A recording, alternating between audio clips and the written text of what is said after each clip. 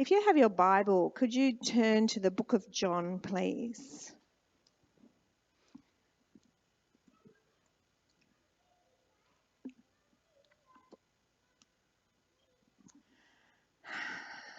Father, we just thank you that you are here in our midst, that every single one of us are chosen and precious to you. We just want to sit in that truth for a moment, Lord. As your sons and your daughters, that we belong to you, that we are your beloved, and that you want to fill us to overflowing this morning. And we just invite you right now to come and do that through the message, through our time together in small groups, in our conversations, throughout the rest of the day and the week, that it would be a constant drenching of your spirit in our lives. In Jesus' name, amen. Hi, everybody. I'm going to read to you from John chapter 4. And I won't say it's one of my favourite passages, although it is. It is. Just from verse 4. And it's Jesus is travelling with his disciples, and he had to go through Samaria. So he came to a town in Samaria called Sychar, near the plot of ground Jacob had given to his son Joseph. Jacob's well was there. And Jesus, tired as he was from the journey, sat down by the well. It was about the 6th hour. When a Samaritan woman came to draw water, Jesus said to her, "Will you give me a drink?" His disciples had gone into the town to buy food. The Samaritan woman said to him, "You are a Jew, and I am a Samaritan woman. How can you ask me for a drink?" For Jews do not associate with Samaritans.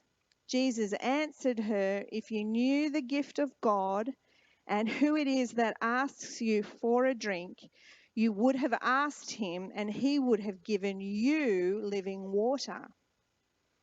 I don't know about you, but if I was her at this point, I'd be maybe a bit confused. "Sir," the woman said, "you have nothing to draw with, and the well is deep. Where can you get this living water? Are you greater than our father Jacob, who gave us this well and drank from it himself, as did also his sons and his flocks and herds?"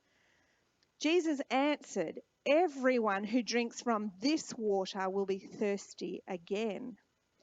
But whoever drinks the water I give him will never thirst. Indeed, the water I give him will become in him a spring of water welling up to eternal life." The woman said to him, "Sir, give me this water so that I won't get thirsty and have to keep coming here to draw water."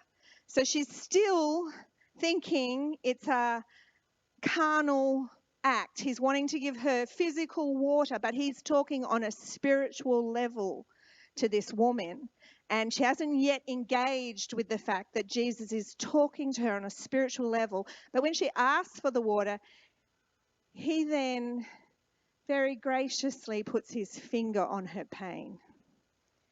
And he says to her, "Go call your husband and come back." And if you know the story, this is what the woman says to Jesus. "I have no husband," she replied. Jesus said to her, "You are right when you say you have no husband. The fact is you have had 5 husbands, and the man you now have is not your husband. What you have just said is quite true." And the story proceeds with the woman perceiving he is a prophet and potentially engaging with her on a spiritual level. And she engages in this interaction with Jesus, and then she goes back to her town to tell them about him. And what happens is the town come, and in a very short course of time, the whole town gets saved. They all have encounters with Jesus. It's a phenomenal story. Her name, by the way, is Phitinia. So Phitinia, a Samaritan woman who is a despised race, and in those days, being a woman, a second-class citizen. So in her eyes, she doesn't have a lot of value, particularly sitting beside a Jewish man at the well. And yet this Jewish man engages with her in such a way that he revolutionizes her life. Totally revolutionizes her life to the point where this Samaritan woman, in the eyes of the world in that area, a second-class, despised citizen, transforms an entire town by bringing them to Jesus. Quite an amazing picture, isn't it? It's very beautiful, and speaks about the heart of Jesus towards us as individuals as he comes alongside us in our daily lives, as we're going about our daily lives, and he sidles up to us. And he doesn't say to us, Alex, better polish up your act so I can sit on the same well bench as you. He doesn't say narrowly, don't quite have it all together, I'm not quite sure if I'm ready to talk to you right now. In fact, he deliberately loves to choose those amongst us who the world may consider as the least. I love this about Jesus because he's always blowing my mind. Because as people, we live in a culture and a way of thinking where we judge worthiness and unworthiness, and whether you're righteous or unrighteous, and whether your deeds make you worthy or not, or whether your behavior is good enough or not. But Jesus is not like that, because he knew sin stopped with him. He paid the price for sin well and truly when he died on the cross, and he knew that was coming. And so what he often does is he will come up beside us and engage with us, no matter who we are, no matter where we're from, no matter what we've done, no matter how important we think we are or how unimportant we think we are. And he will invite us into an interaction with him. He'll invite us into relationship with him. And in the course of inviting us into relationship with him, he says, Christine, you're my daughter. You're my daughter. You're not just someone I'm sitting beside here hoping I can transform your world. I actually call you daughter. You belong to me. You are adopted by me. You are precious to me. I don't care what anybody else says. This one person I'm sidling up beside is precious to me.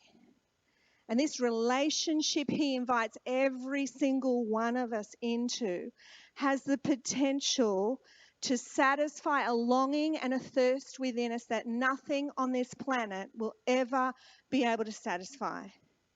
No husband, no boyfriend, no girlfriend, no job, no power, no influence, no money, no accomplishment, no job promotion, nothing on this planet, no drug of choice, nothing on this planet has the ability to satisfy the thirst that is within each of us that only Jesus can satisfy.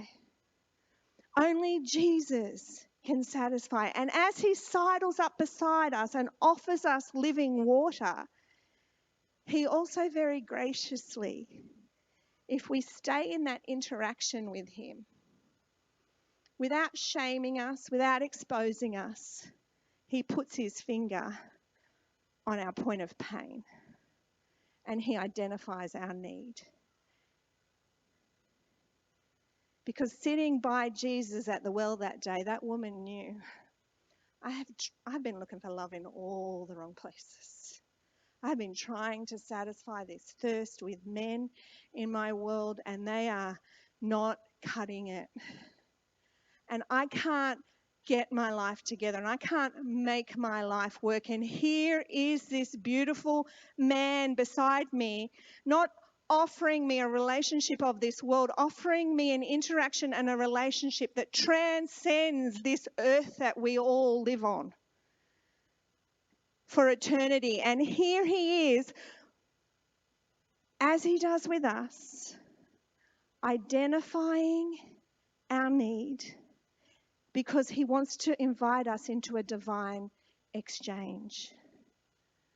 And you know what, that divine exchange, when it begins to take place, it's an invitation into healing, where he wants to take our wounds for his healing, our pain for his touch. And the more I interact and come into his presence on a daily basis, the more I immerse myself in him, the more I drink from him, the more I spend time in his presence, the more I allow him to infiltrate, not just half an hour or an hour I set aside each day, but every waking, sleeping moment. Jesus, come and invade it all. I don't want to have a quiet time with you. I want to have a life with you. I want to have life with you. Every part of it, the good, the bad, the ugly, I want it to be immersed in you. And as we invite him into that place, the more he has the opportunity to take my wounding and bring healing to it. Where the more he has the ability to give me the divine exchange, where he says to me, I'm going to bring you beauty that will displace your ashes. I want to take your ashes from you as I impart my beauty into your life. I want to take your mourning from you as I fill you with my joy. It's a displacement that happens in his presence. It's not I have to work hard to process all this stuff. I have to try harder. I have to behave better. Who's tired of trying to behave better? Do you know that the answer is most of us are very aware of our faults. Most of us are very aware. Some of us, not always. We're not always aware. That's where people in our life to go, you know, when you do that, that really annoys me. But in that space, Jesus is saying, just come and sit in my presence, because it's as you marinate in me and drench your life in me, my beauty, my joy, my ability to praise is going to break off your life. All the ashes that you carry, all the mourning that you're carrying, that heavy spirit of despair, it's going to lift off without you having to try really hard to shake it off. Just come into my presence. Let my beauty displace your pain. What else drops off in his presence? What else does he bring us that displaces things within our life? Not rhetorical.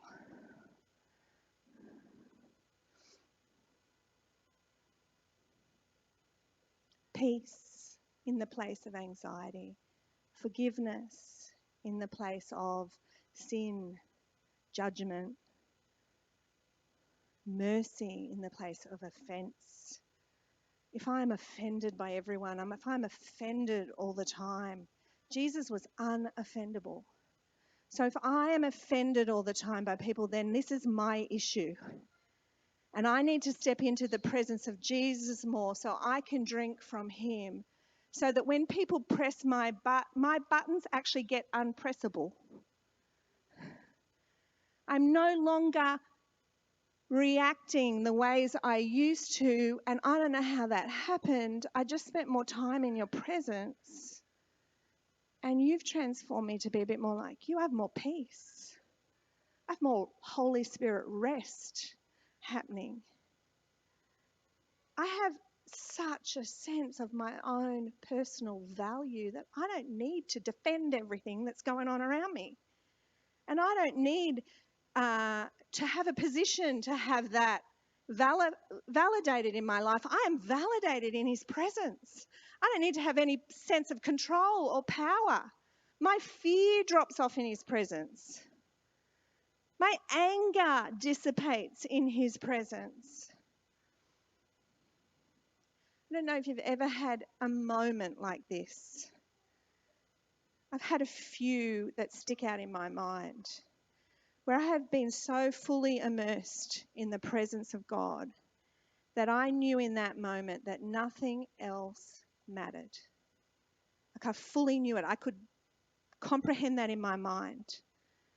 Where I came in, where I was actually in a church service this one particular time I'm thinking of, and someone prayed for me, and whatever it was that they prayed was led by God because it did something in my heart and my life that caused me to fully surrender and come into a place with God where I let everything else I was clamoring for go. And I knew nothing else mattered. That I could live out the rest of my days with him and nothing else, and I would be okay. I would actually be really good. See, he wants us to live in those places where he draws alongside us, the individuals that we are, with all our own stuff, and he wraps his arm around us and he says, here, come, drink from me. Drink from me. Let me satisfy that thirst on the inside of you that nothing else is going to satisfy. And in that space, you will take off all the old garments that have adorned your life, that kind of you drag in the dirt behind you. You know what I mean? The stuff. Just take it off, because me and you, we've got something going on here, and this is all I need. This is all I need. And if we can turn over to John chapter 7, verse 37. Just a few chapters along, and Jesus stands on the last and the greatest day of the feast. Jesus stood and said in a loud voice, if anyone is thirsty, let him come to me and drink. Whoever believes in me, as the scripture has said, streams of living water will flow from within him. So I don't know if you noticed the difference here. He came alongside the woman at the well. He said, come drink from me and you'll never be thirsty again.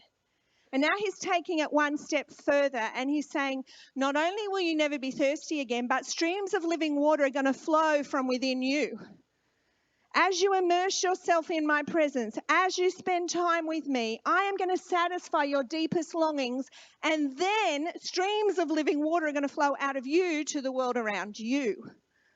See, there is a divine personal exchange Jesus wants to have with each and every one of us. But then there is a divine apostolic exchange. Apostolic means going out and pioneering and planting the ground and running ahead and actually building something in the kingdom of God. So he wants us to have a divine apostolic exchange with our community, with the people around about us, where this living water that I encounter with you flows out of me to impact the people around me. It's not my stuff impacting them anymore. It's you, Jesus. It's the Spirit of the living God that brings the transformation, that supernaturally brings the change, that supernaturally transforms lives as I engage with people as they go about their daily lives. See, Jesus modeled it perfectly with the woman at the well. Just going about their daily lives. Sat beside her. Just a few words. I don't know about you, but I didn't see anything in that made me aware she had a profound spiritual experience other than the fruit of what came out of her bringing her whole entire town to meet this man that told her about her life. But she had a profound spiritual experience sitting in his presence. You know, that same living water is in you as you drink from him. It's in you and it has the capacity to flow from you. It's not so that I can hide away and live my life drinking, getting drunk on the Holy Spirit, getting amazingly full of all this amazing stuff God has for me so I can have a little party all by myself. He's like, no, Streams of living water flow out of you, and everywhere you go, that stuff is going to influence people, is going to impact on people. And it might be simply as you sit alongside someone and you take a hold of their hand. Doesn't mean you have to preach at everybody. Doesn't mean you have to get everybody to cross the line of salvation. This is all we need to do when it's not COVID. Oh, gosh, don't you get sick of that? It's like, I'm with you. I gotcha. I don't need to say you need to meet Jesus, because that might come in the process of time. But right now, I've got you. And the Holy Spirit that lives in me is now going to impact on Tracy and vice versa. And her life is going to impact on me because I'm going to walk with her. I am committed to an apostolic process and exchange here. This is not just about me getting you saved, getting you into church, getting you across some invisible line. This is about me doing life with you and letting the Holy Spirit flow out of me and influence you, and me listening and committing to the course and committing to the journey and committing to relationship with you, just like Jesus commits to relationship with us. I've said it before in church, but an apple tree does not have to try hard to grow apples. It's in its DNA. It just puts its roots in the soil, turns its leaves to the sun, catches the rain, and when the season is right, it produces apples. You don't have to try hard to get people to love Jesus. You just have to immerse yourself in him, let your roots go deep in him, drink from him, and everywhere you go and everyone you interact with, it's going to leak out of you everywhere you go. It's not going to be your bristly personality that's going to impact on them. It's going to be the Holy Spirit, the streams of living water that will bring people into a place where we actually say, here, have a drink of this. Have a drink of this. This is what I've been drinking lately. Have a drink of this. This is going to impact your world in a way that you will never be the same again. But first things first. I can't give what I don't have. I can't give what I don't have. I first have to be able to bring my life into a position where I choose to drink from him. It's not about, over the last week, some people might think this is normal for me, but twice, 2 people spilt their drinks of water on me, which is fine. It's water. It was hot. And then yesterday, I spilt 2 cups of coffee and a cup of tea on myself. And I'm like, I kind of went, this could be normal, but this is a little bit like unusual, because each time it's stained the same shirt and I'm sponging out the same shirt. And I'm like, God, are you trying to tell me something? And so I was preparing this message and I'm like, whatever is in your cup is going to spill out. Whatever is in your cup. If you're harboring unforgiveness and bitterness or offense and anger, and I've got to fight for my rights, and I need to have position, and I'm so angry at that person, whatever is in your cup is going to spill out. And it's probably going to stain you and the people around you. So let's let it be Jesus. And the only way it can be him is if I make first things first. And I make relationship with him my priority. I make connection with him my priority. And I don't just study his word, but I drink from his Holy Spirit in my life. Every moment of every day. And then even when I trip and fall, what's going to spill out is living water, not everything else that might spill out, in the traffic or whatever.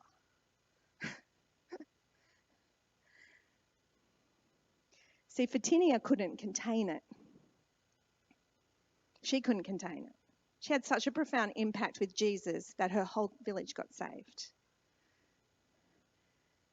This Samaritan woman who'd had lots of husbands and men in her life. And you know what? As the church, we could have gone, oh, she's not really qualified. Did Jesus care? He didn't care. He is closest to the brokenhearted. He amazes me with the people that he pours his spirit out upon, and they have the most profound encounters with him. And then we maybe judge them for how they express that. And I'm like, he who has been forgiven much loves much. Let them dance and do flips in church. They've walked an incredible journey.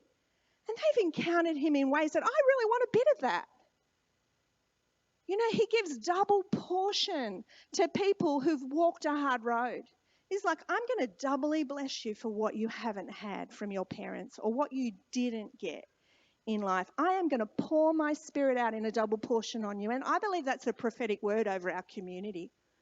That the people amongst us who have walked the hard roads are going to get the double blessing from God. He wants to pour his spirit out in abundance to draw people into his presence so they would be like beacons and lighthouses in our community.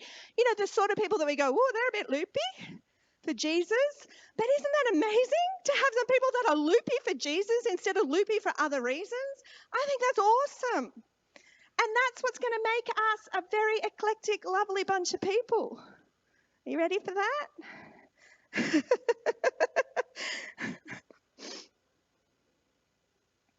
So I want to encourage you, get first things first, but then get second things second. Don't just store up all your good stuff God's giving you for you. Let the streams of living water flow. Interact and build relationships with people. Don't make them your agenda. Don't make people your project. Just love them. And let the Holy Spirit that's in you draw them to him. Because they're going to taste and see that the Lord is good, hey? And that's a privilege that we get to have as we participate in a divine personal exchange and a divine apostolic exchange, where we will collectively displace the powers of darkness in this region when the light and the life of his Spirit in our daily interactions shines out of us. Amen. We're just going to play a song, and as this song plays, it's a short song. Don't settle in for too long. But as it plays, I just want you, if you don't know Jesus, I want to encourage you to bring your heart and your life to him. If you do know him, but you need a greater measure of that divine personal exchange, I encourage you to invite him in and to meet you exactly where you are at. And if you feel like you're pretty full, overflowing, just sit in his presence and get some more. And then we're going to break up into small groups, no greater than 10 people in a group. And I want you to, in your group, share. I would love you to share, and only if you want to, about your divine personal exchange you have had with Jesus. And then how you feel he's challenging you into stepping into an apostolic exchange with your community. Is that okay? And I'm going to run down under the tree.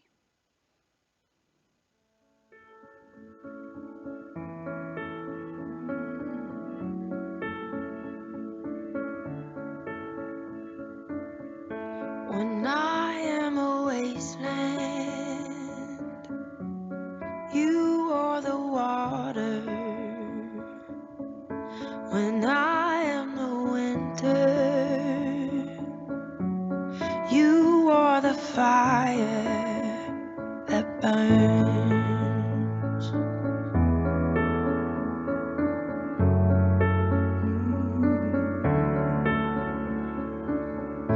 When I am a long night, you are the sunrise. When I am the desert, you are the river that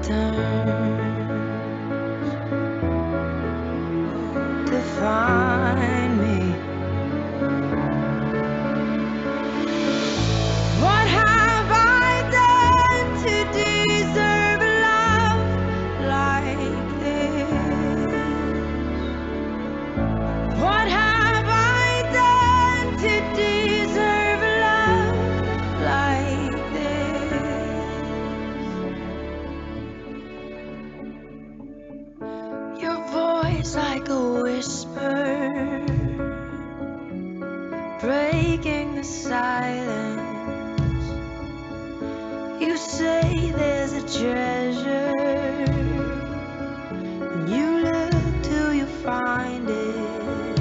You search to find me. What have I done to deserve love like this?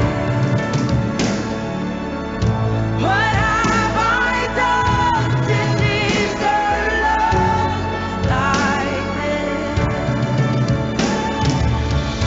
I cannot help but you so freely give.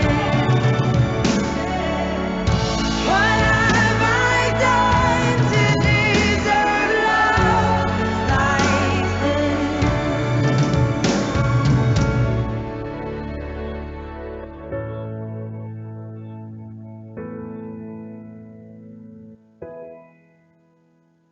Hallelujah.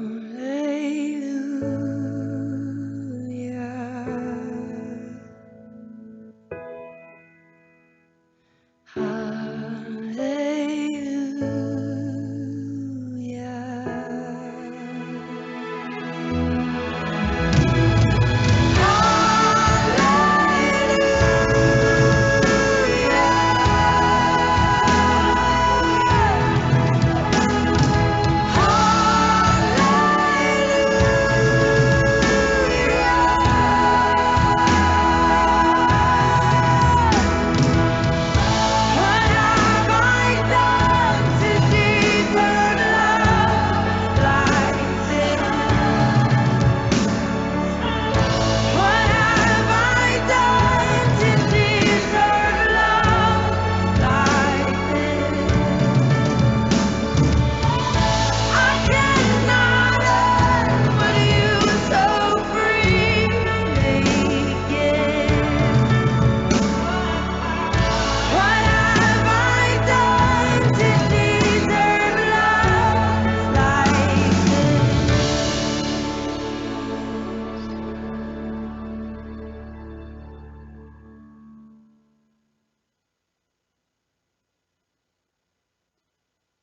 Thank you, Jesus. So let's break up into our groups and remember the two questions are, so what is the personal exchange that divine Jesus, and share that with each other. This is what it's about. And as we share it, it actually starts the second, which is that apostolic exchange where I'm not just sharing with you because I have an agenda, but I'm sharing with you because I want relationship. And that sharing is not rhetorical. It comes back to us. It speaks to us. And so share what God has done for you.